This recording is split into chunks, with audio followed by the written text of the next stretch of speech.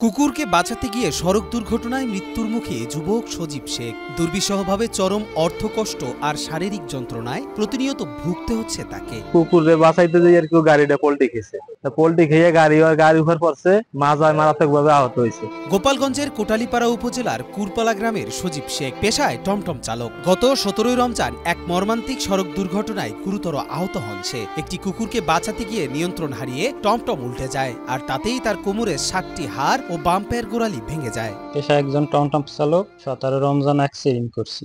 ঘর থেকে সকালে গেছে কাজের উদ্দেশ্যে, গাগর বাপাটের সামনে যাইয়া টমটম গাড়িতে অ্যাক্সিডেন্ট করে। আমার স্বামীর কোমরে 7 জায়গা ভেঙে গেছে এবং বাম্পার গোড়ালিতে ছুটিয়ে গেছে।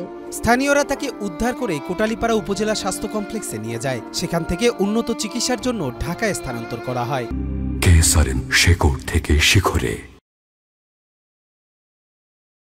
ঢাকার একটি হাসপাতালে চিকিৎসাধীন অবস্থায় তার জটিল অস্ত্রোপচার করানো হয়। চিকিৎসা, অপারেশন ও আনুষঙ্গিক খরচে ব্যয় হয় প্রায় 7 লক্ষাধিক টাকা, যা আত্মীয় স্বজন ও শুভাকাঙ্ক্ষীদের সহায়তায় সংগ্রহ করতে হয়। এই অর্থের বড় অংশই ধার করে জোগাড় করতে হয়েছে পরিবারটিকে। কোটালীপাড়া স্বাস্থ্য কমপ্লেক্সে নিয়ে যায়, ওইখানটা উন্নত চিকিৎসার জন্য ঢাকা পাঠায়। মাসের কাছ থেকে ডাক দেনা হয়ে আনছে।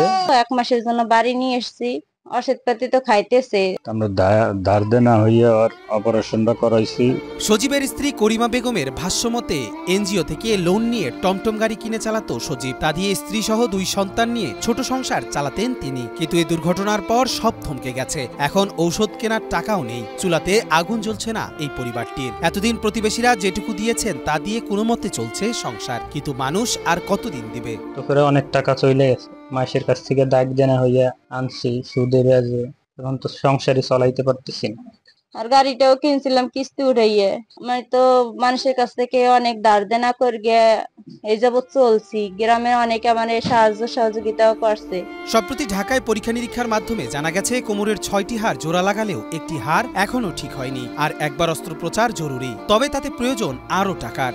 পরিবারের অবস্থা এতটাই শোচনীয় যে ঔষধ কেনাও সম্ভব হচ্ছে না, সেখানে অস্ত্রোপচার করানো শুধুমাত্র কল্পনা। ডাক্তারে আবার পরীক্ষা নিরীক্ষা করে কইলো যে কোমরে এক জায়গা জোড়া লাগে নাই, ওই জায়গা আবার অপারেশন করা লাগবে। খাইয়েই বাঁচতে পারি না, অনেক টাকা পয়সা খরচ গেছে। এখন এই বাচ্চাকে নিয়ে কেমনে বাঁচবো, আর স্বামীর কেমনে চিকিৎসা করাবো?